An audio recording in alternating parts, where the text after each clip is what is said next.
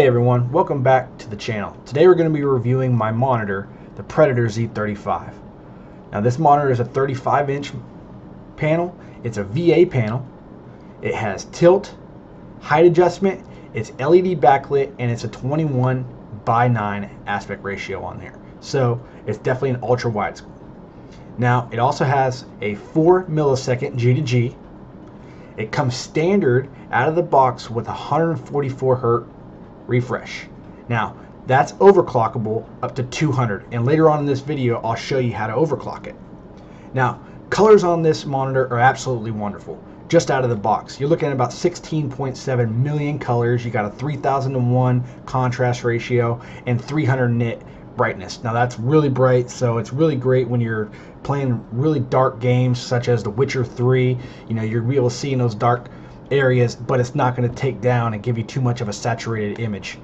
Now another thing with this monitor, which is absolutely probably the best thing about it other than it being an ultra wide curved, is G-Sync. G-Sync is wonderful with this monitor. It works great, reduces screen tearing, and that's definitely a big positive. Now another great feature, most people tend to either use headphones or they already have a other set of speakers on their desk. But with this monitor, it does have audio built in. It has 2 DTS speakers in there. They are 9-watt speakers. And I use them personally, and I find that the audio is more than adequate. Let's go ahead and take a look at the monitor. Now the monitor, as you see, is not too big for my desk, and my desk is actually a 65-inch desk, so it's really nice. As you can see, it does have a really, not necessarily a thin bezel, but decent. The back is brushed aluminum, so it's really nice. You know, it feels great. It actually feels really premium, so that's definitely a positive when buying the monitor, so you know it's going to last a good while. It has great red accents all over the place, so that's great. Doesn't have very much glare. That's one thing I've had, and I've had a few monitors, but this does not have much glare.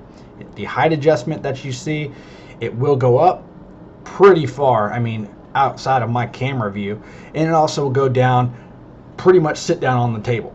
Now I don't like it that far, but it also has the tilt, so you can tilt. Like I said, it'll allow you to be able to tilt. I believe it is, let's see, I don't want to give you the wrong info, but you're looking at a tilt angle between -5 and 25 degrees, so that's great. It comes with 3 USBs, and one of them's a charging, as well as 1 HDMI, 1 display, and obviously the power connector.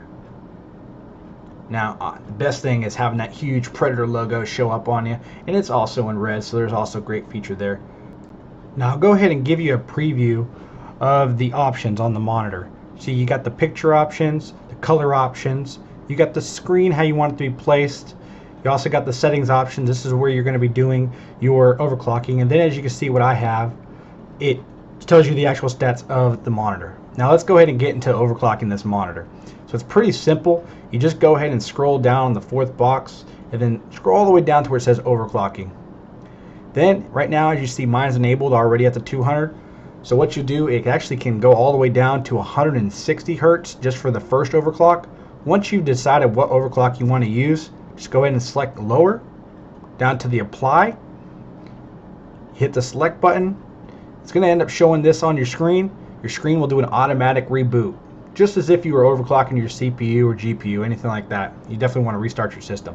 But then it comes right back up, and it's great. It's running at 200 Hertz, and what you can do to check that, you just open up the NVIDIA panel, and it's going to go ahead and show you. You're going to go make sure you click on the resolution, screen resolution for you, and it will show that this monitor is actually running at full native 2560 by 1080 at 200 Hertz, and that's great. So again, I appreciate everyone watching the channel. If you haven't subscribed, please subscribe. If you like what you saw, go ahead and throw up a like. It definitely helps out the channel. And as always, it's Hyper for Tech, and until next time.